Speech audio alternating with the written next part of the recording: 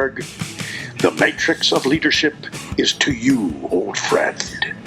Transform and roll out. Well, welcome to the Firemark Sessions. This is our new podcast. We're going to be talking about sports. We're going to travel the sports world. I'm your host, Alex Berg. I'm here with Jason the Goose Gallow. Hey, how's it going, Alex? What's going on? Good to see you, man. Good to see you, I'm too, excited brother. to do this. We've been planning this for a while. We got it going on. Absolutely. So excited to talk some sports with you, brother. Let's do it. Let's do it, brother. All right. Yeah, we're going to start with our baseball show. So we're going to talk some Major League Baseball. So it was a pretty exciting playoffs last year. The Dodgers beating the Blue Jays in 7 games. One of the best World Series that I've seen in a while. You know, I was rooting. It was hard for me as a Yankee fan. Listen, the Blue Jays are playing the Dodgers. I don't like either team, but I actually was rooting for the Dodgers, mostly because the Blue Jays were like, the Yankees lose when they beat us in the playoffs, and I don't have patience for that. So, you know what? I was waiting for 2 weeks after that to post on social media, the Blue Jays lose, because whatever. Yeah, this was pick your poison because right. It was, are you rooting for the Dodgers who just went out and bought a World Series, basically? Or are you rooting for the Blue Jays who, yes, they're crap-ass fans, but hey, at least they were a team that you could see like, okay, hey, they have stars, but they didn't go out and just buy a World Series, and they took the Dodgers to the brink. Geez, you can't get any closer without winning. Yeah, normally I would have rooted for the underdog. I would have rooted for almost any other team besides the Blue. Not the Red Sox, obviously, but any other team. But MVP Yoshinobu Yamamoto, he was stellar for the Dodgers. He had a complete game in Game 2. Which is unheard of in these days, especially in the World Series. And another win in Game 6, along with 2 2/3 scoreless innings to close out the 11-inning Game 7 for the Dodgers. Just clutch. It reminded me of like Game 7 of the 2001 World Series, where it was the Diamondbacks, and you had Schilling pitch in Game 7, and Randy Johnson pitched like 8 innings in Game 6. Then he comes back for like 3 more in Game 7. You throw your arm out there till because it's the last game. Yeah, exactly. And come on, whenever you get a 7-game, Game 7 in a World Series, it's, all bets are off. It's when everybody's out there and it's, hey, all hands on deck. You start seeing different things, and we had an unbelievable World Series, and it was an unbelievable cap to a great postseason. Yeah, last year. Yeah, absolutely. So we're gonna jump into some debate here. We got a couple of good issues to go over, and wanted to get your thoughts on. So a couple of weeks ago, Carlos Beltran gets into the Hall of Fame. Also Andrew Jones. I'm not sure. I think it was just the two of them. But the biggest thing is Carlos Beltran. First of all, we were talking about before, was he good enough to be in the Hall of Fame? But more importantly, he was involved in that sign stealing scandal. He was the number 1 ringleader in that Houston Astros sign stealing scandal. He was the guy. He was the guy banging the trash cans, Oscar the Grouch, whatever. So he gets into the Hall of Fame. But Pete Rose and all the steroid era guys, Mark McGwire, Barry Bonds, Roger Clemens, Alex Rodriguez, they're not in. So, it's interesting. Does Beltran deserve to be in the Hall of Fame? See, here's my take. If you're going to go on merits on the field, I don't know if Beltran qualifies, but I guess you could make an argument. There's a lot of these players that they're on the field can make an argument. Pete Rose. I'm big into Pete Rose. Pete Rose should be in the Hall of Fame. I understand he bet on baseball. I understand it's kind of against the game. But what are you going in the Hall of Fame for? Barry Bonds, we could make an argument that he could be in the Hall of Fame pre-steroid. He was amazing pre-steroid. Absolutely. So anyway, your thoughts? My thoughts are, I'm sorry. You either they're all in or all out. I didn't know, I'm sorry. I didn't know we're using discretion on that. Cheating's okay, but that cheating, no, we can't have that cheating. Right. But, this cheating, absolutely, let's do it. When you talk about Beltran, he was the ringleader, the orchestrator. It wasn't just like, oh, hey, the center fielder's noticing the catcher, and it's like, yeah, that's gamesmanship. That's baseball. Right. But no, Carlos Beltran, you would think he had a whole freaking to-do list of laundry list of things where it's like, okay, we're going to do this. We're going to seal this sign, but on this day, we're going to bang this. And right. Come on. Yeah. If you're cheating, you're cheating. You're cheating the game. As a Yankee fan, come on. Hey, you're like screw the Astros. Like that should be the Yankees World Series. But yeah, I mean, there's a lot of teams that could hold claim to that. Oh, I mean, absolutely. there's, I mean, the sign stealing went on for 2 years. Yeah. Who knows if they did it before or after? They just kind of encapsulated those 2 years. But go ahead. Yeah, the only thing I didn't love is Alex Cora was a big part of that. Yeah. And he got a pass. Boston won in the next series. Nobody talked about Boston. A lot of players got a pass. Yeah, a lot of just got a people were pass. involved. Bregman was involved. A lot of players were involved. It's ridiculous. They shouldn't, like, you can't pick and choose. It can't be piecemeal. Oh, you get a pass because I like the way you look. Oh, you don't get a pass because you pissed me off the other day. It's ridiculous. So how hardcore are you going? Are you going like full ban completely from baseball? I'm going. If you violate a rule, I'm going. Beltran should be out unless you're putting everyone in, and you want to put them in a separate wing. I'm good with that. But or together. It's like, yes, did steroids affect the statistics in the game of baseball? Absolutely, 100%. But everybody was doing it at the time, and the overhanging league knew about it, and they just looked the other way because chicks dig the long ball. right? So it's either they're all in or they're all out. You can't say, oh, Beltran, you're in, you cheated this way, but because you did steroids, you're out. Like, it's all in or all out. That's why I'm in. I gotcha. Another debatable topic. We got the infield shift. The infield shift is banned. So you can't shift the players to go ahead to be defensively. I'm completely against this. I gotta be honest with you. Like, if the infield shift and everybody moves to the right side of the field, hit the ball to the left. I mean, I play sports. What are you saying? You can't guard people? Like, if you're open, you're not allowed to take a shot in basketball? Like, what does that mean? If the wide receiver's open downfield because the defense blew the coverage, you can't hit the open wide receiver? Like, there has to be a defender within 2 yards from? That's ridiculous. Like, I hit the ball where they're not. You know? This is strategy. Look, I get it. That's a compelling argument. But what is the grand master plan of baseball? Get people in to be watching. Get people in the ticket gates. Get people to show up and support baseball. Okay, how do we do that? More offense. I mean, like we said before, chicks dig the long ball. So the infield shift ban, you're boosting the offense. You're getting more runs, and that's what Major League. That's what they need. They're selling their product. You want to make the game shorter, and you want to increase offense. You do that. That's how you take baseball into the next era. I mean. Yeah, but part of the competitive edge is the defense. I mean, I know the days are gone for these like complete game, 2 pitchers, 1-0, 18 strikeouts from each end. But sometimes that's exciting. That used to be exciting. No, I guess it's not exciting anymore. You're telling me? No. They are exciting. They can't be. Well, I don't want to say can't be. They're not really exciting if they're happening all the time. You'd rather yes. Would you love balance? Of course, we'd all love balance, right. But. Is that realistic that you're always going to get a balanced, offense to defense ratio? No, you're not. So what is more palatable to watch? What is, to the average fan? I'm not talking, the hardcore baseball fan obviously is going to be like, no. Give me that 1-0, complete game shutout. You're like, hell yeah, bring it on. But now we need runs. We need offense. And it gives offense. I mean, it's all about making money. I got you. I'm just a baseball purist. I gotta go. I gotta go the other way. And I just, I want the game to be played. I would love the game to be played like as close to consistency. And I know it's hard. I mean, playing baseball, 150 years, as close as, maybe not in the 1890s, but as close to they played in the 1950s at least.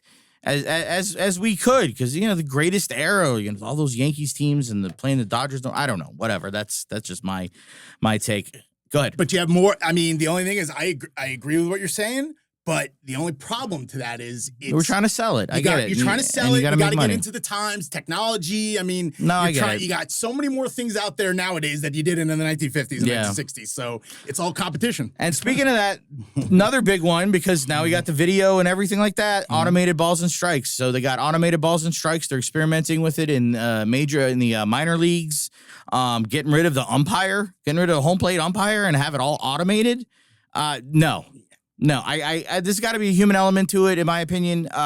It's a matter of consistency. I've umpired before, and basically, and it's like anything that has a human element and an objective thing, as long as you're consistent. If a strike is if they're calling the inside corner strike, it's an inside corner strike for every batter, then I'm fine with it, because then where your boundaries are. But if you're going to leave it up to some arbitrary box that we're going to see on the screen, I mean, what is the strike zone? I mean, I always thought the strike zone was like, what, shoulders to the knees. Now it's like armpits to the knees. But everybody's got a different frame. The strike zone has to change for players. You can't just have this arbitrary box, right? I don't know. Go ahead. What are your thoughts? I mean, I'm partially with you, but here's where we, our paths diverge. I am for a challenge system. I don't love a lot of things the NBA does, but I got to give them credit. Their challenge system and the NFL, when you're throwing the challenge flag, it works. You can't have it where you're doing it all automated. I agree. You can't take out the human element. I mean, there's refs in football. There's refs in basketball. There's got to be umpires in baseball. You want the human element. It's a totally different. It's not baseball without it. But do you also, by that token, you want to get the calls right? I mean, I don't have to tell you that Jeffrey Mayer. I don't have to tell you about that one. And what happened in Game 4? Was it what?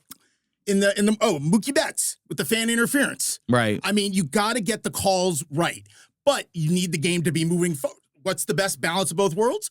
Challenge system. You get, I don't know, let's say 3 challenges a game or 2 challenges a game. And if you're successful, you get a third. But if you're not successful, it costs you 1 or 2 outs. I mean, I'm okay with the challenge system as long as it's limited to certain things. But when you start expanding to like automated balls and strikes, and it's almost like everything is going to be challenged, and then it's like, what do we even need the umpires for if we have all these cameras? That's what we're going toward. Well, we are. Then we're going toward like we have 9,000 cameras on the game, so we don't need umpires on the field. We could just have the automated system go and do the Price is Right, loser music when you get out at first base. Yeah. I mean, that's as silly as it sounds, though. Like having the guy there and he's out, it looks cool. It's fun. It's exciting. Absolutely. But I don't know if we're so going full tilt towards that because you could say that about football, but we still have the refs. There's still going to be for now. I don't know. There is still going to be an element of subjectivity. You can't make it 100% objective. It's just I don't think that's a realistic thing that's going to happen. I mean, look, with AI, maybe Skynet. That's what I'm saying. That's what I'm saying. I think when you go to automated balls and strikes, you're opening that door where you could almost remove all the umpires. See, I think the challenge system though is get you the best of both worlds. I'm a like to have my cake and eat it too kind of guy. Yeah. Okay. Well, we'll fight another day on that. We'll fight another day. Day. So, I got a new edition I wanted to start. We got Goose over here, so we're gonna do a little thing called Goose's Grog House. So what that is, grog house, like a bar, back in the day or whatever. So I'm gonna give you a couple of players or people in Major League Baseball, sports, and this is gonna be your grog house. So you're sitting at the bar or whatever. This guy walks into the bar, and depending on how you feel, you're gonna pour him some beers. You can pour him anywhere from 1 to 12 beers. You tell me, and you tell me why. So let's see. The door rang. Our first guest is coming in, sitting down at the Grog House, and look, it's Brian Cashman, Yankees general manager. So Brian, have a seat. How many beers we getting? Here we go. We're getting 4 to 5 beers, depending on if he's a lightweight 45? That's a lot of it. 4 to 45. I know. That is a lot. Yeah. I agree. I'm not trying to kill the guy. Get the DD. Okay, yeah. 4 to 5, depending on if he's a lightweight. I mean, look, we know the only reason Brian Cashman is still employed as the Yankees GM is because Papa Steinbrenner is no longer around. If Papa Steinbrenner was here, Brian Cashman would have been fired a long time ago. Yeah. I mean, George Steinbrenner Sr. never settled for mediocrity. Right. I mean, it was, we're going all go, let's go win it. And you can't win. Get me out of here. Get you out of here. Get me somebody who can win. And Cashman they've been treading water. It's just, right. It's like the safe pick, do they try to make a move here and there? Yeah. I like Garrett Cole coming back. They're relying on a lot of, Coley Bellinger. I mean, it's older people. They need, they need to build the farm system a little. But, when the Yankees, I feel like in the last few years, the Yankees have needed to make that one move that could have put them over the top. Yeah. And they just couldn't do it. Yeah. They could not do it. Mm-hmm. So he's getting 4 to 5 beers. Easy, maybe more depending on if he's a lightweight. Is he gone at the end of the year? Is he gone at the end of the year? I mean, honestly, depending on how the Yankee season go. Right. If they make a deep playoff run, if they go back to the World Series, probably not. Right. Probably not. I mean, if they're like a one and done in the playoffs, like out in the first round, yeah, I could see that. I'll tell you what, the fandom's losing their mind, though. I mean, they want, it's just exactly what you said. The treading water is the greatest analogy, because I speak to a lot of people. I have family up in New York, and they listen to all the New York sports radio and everybody talking. They're like, we're sick of treading water. It's like, we want to win a medal at the Olympics already. Stop treading water. Yeah, you don't want to be stuck in the middle. It's the worst place to be. You can't get good enough, and you're not bad enough where it helps. I mean... So, all right. Take a seat, Brian. Let's see who we got coming in now. It looks like we got, Carlos Mendoza, Mets manager. All right. How many beers we pouring for him? A solid 6-pack. Okay. A solid 6-pack, maybe with a whiskey chaser. No, wow. Okay. Yeah. Okay. I'm with you. Look, the Mets, we got expectations for them. They picked up Bo Bichette. That you could argue the best free agent pickup in the class. Freddie Peralta. My son is a big Mets fan, so I've been I follow them for his sake. And they were the one thing they were missing last year. They had the offense. They needed the frontline starter. They needed to build the rotate, and then getting Freddie Peralta moves their Senga down to the second starter. I mean, it allows them to set the rotation a lot better. So Carlos Mendoza, I give him the solid 6-pack because he has the expectations now heaped on him. He's got to deliver. Right. It's time to step up, I'm buddy. surprised you didn't do a little bit more. I mean, so with Juan Soto there, well, they have the offense. I mean, their offense was it collapsed last year, though. Because they didn't have the pitching to support it, though. Okay, so now you're saying they got the pitching. Now they got to put it all together. They got to put it all together. So you figure he's got to be more in the hot seat, though. That's what I'm saying. That's why it depends on. We can go all the way up to 12. 6 is kind of in the middle. Oh, all right. Let's go 9. All right. I'll give him 9. I did say a possible whiskey chaser. All right, whiskey chaser. All right, whiskey chaser. Yeah, fair enough. They need to go. They need a deep run. More than just not even making playoffs is the bar. Like we got to go at least a round or two in the playoffs. Yeah, they have to go a round or two in the playoffs. Yeah, absolutely. Okay. This is makes sense. Yeah. Mm-hmm. All right. Wow, we got a lot of people standing outside. We have the entire Colorado Rockies organization. The Colorado Rockies went 43-119 last year.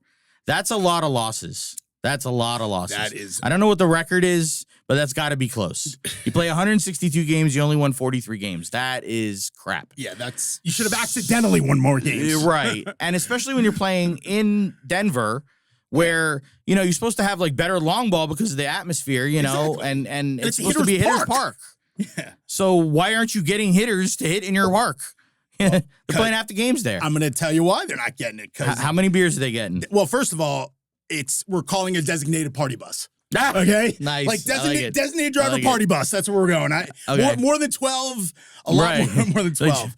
Here's the problem. The talent. Do you happen to know who the president of baseball operations is? Nope. Paul DePodesta. And he is the money. He's Billy Bean's number 2 and the Moneyball guy. Okay. He was. He's not running the numbers. No, he's not. No, but they're basically trying to play Moneyball, and he's not being too successful at it. Right. I mean, because I'd say they were tanking if tanking in baseball got you anywhere, but it really doesn't. Right. So I really see, because Paul DePodesta, I think he's trying to do Moneyball without Billy Bean, not being successful at it, and because the Rockies aren't a large market team, let's call a spade there. Yeah. And look, it's you need to call the designated party bus, because I see them all getting fired, or depending on if the owner is looking to make money or looking to try to compete. Basically. Well, if that's the case, I mean, I'm going to have to throw the Seinfeld flag on it, and they need to do the opposite of everything that they think that they're doing right now, because they can flip that around and be 119-43. No, that's not going to happen. No, chicken salad on rye. Yeah. Potato salad and a cup of tea. And a cup of tea, exactly. So, all right. We're going to do some predictions for the upcoming season. We're right in the middle of spring training here. The Dodgers, they signed Kyle Tucker. They also re-signed Kike Hernandez. The Brewers lost Peralta. You said he went to the Mets. Pete Alonso left the Mets. He went to the Orioles. That's going to be tough. I was a firefighter for many years. When I retired, my lieutenant, his stepson is actually Ryan Mountcastle, who's been the starting first baseman for the Orioles a couple of years. Yeah. Oh, wow. So now with Alonso there, what do you do with Mountcastle? Does he shift to DH? There was even talking about moving him. So, that's a tough pill to swallow too. But, The Yanks re-signed Cody Bellinger. You got Garrett Cole coming back after Tommy John surgery. We talked about that with John Denton a little bit. Seattle, Cal Raleigh. John mentioned it too. 60 home runs last year. That was incredible. Seattle had an amazing season last year. I mean, and Cal Raleigh, this guy's a beast. Yeah. He's a beast. And Seattle, again, you talk about Toronto in the World Series. Seattle, I think if I remember, they were up 3-2, and Toronto won game 6 and 7. Yes. And Seattle's never made the World Series. You really think like this has got to be their year or something. Yeah. I mean, hey, that's what you would think, but I don't know. I don't see it. I haven't made the World Series for a reason. It could be the year, but I have a different take on my prediction for the World Series. All right, so who do you got in the World Series? Then I'll tell you mine. I got Mets versus Blue Jays. Okay. I don't think that's a big step, though. A big leap, no offense. No, it's not a big leap. I mean, we got the Blue Jays returning. I think, but the Mets, like, I love what they did in free agency. I really think, yes, they lost. We're talking about Pete Alonso losing the polar bear. Right. Former Gator. Yeah. I mean, one of my favorite players in baseball. But what are they going to do with Mountcastle? I'm going to guess they're going to platoon both of them because Alonso's getting up there in age also. He's not going to play first base every day. He'll DH. Okay. Mountcastle can DH. I mean, they can figure that out. It's never a bad thing to add great talent. And that's what the Orioles did. They added great talent in Pete Alonso. And the Mets, look, they offered him what they felt comfortable at, and he was able to get a lot more from Baltimore, so nobody can blame him.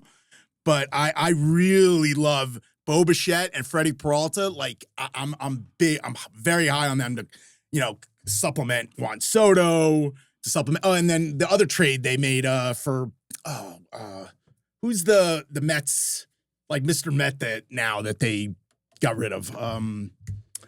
I can't think of it. They made the trade with the Rangers. They get the second baseman. I don't remember. Okay. Well, I mean, they're God, I can't remember his name. Oh, good. It's killing me.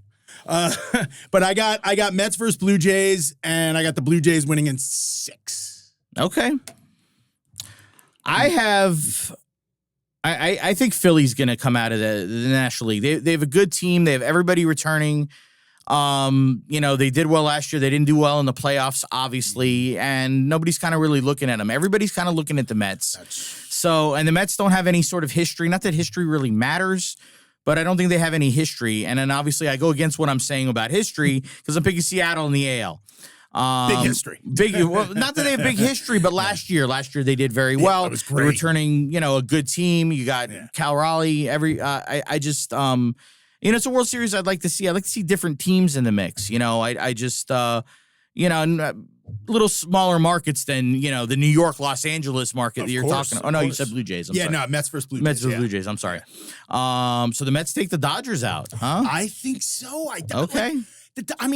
Look, can you win multiple titles in a row? But are they going to go 3? Are they going to three-peat? I mean, it's hard to do. It's hard to do. But with baseball and you just spend all the money, like we were talking with John about the salary cap. Yeah. It's crazy. No, they did. But look, the Dodgers spent all the money last year. And they were 3 outs away from losing. Yeah. They were 3 outs away. And other teams that were chasing them got better. Did the Dodgers get better? Of course they got better. But the other teams got better. I think it's all about everyone's gunning for the king. It's hard to be the king, when you're getting everyone's best effort, and the Dodgers are going to get everyone's top effort. All right. Well, when we revisit this later on in the season for our baseball picks, we'll be able to take a mulligan, and maybe we'll revise our picks a little bit and see how we do. And as we're getting closer to the World Series here, so. Last, I want to do ever popular. If you listen to my original show, the Idiot of the Show. So I'm going to give this is a little bit old, but I got to give this to Brave superstar Ronald Acuna. I don't like this guy. He runs his mouth. I mean, sure, he delivers, but I don't like these players that run their mouth. And they were talking about how when he was a younger player, he was doing things in the playoffs that were better than Mickey Mantle. And he said, I don't even know who the hell that is.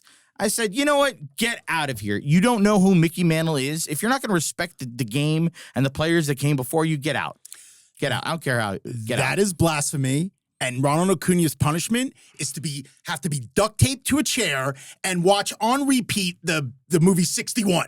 It's just over Right. for 24 hours, over like a Christmas Story they do on over the holidays. Yeah, or maybe he should get wasted and hit home runs like Exactly. Mickey Mantle used to do. Or let's see how good he can You do do coming drunk. off like a 27 beer hangover. Exactly. And just belt 3 home runs for the day. I mean, Garbage. come on, like you don't know who Mickey Mantle is, what? And you play the same sport? What is that? Right.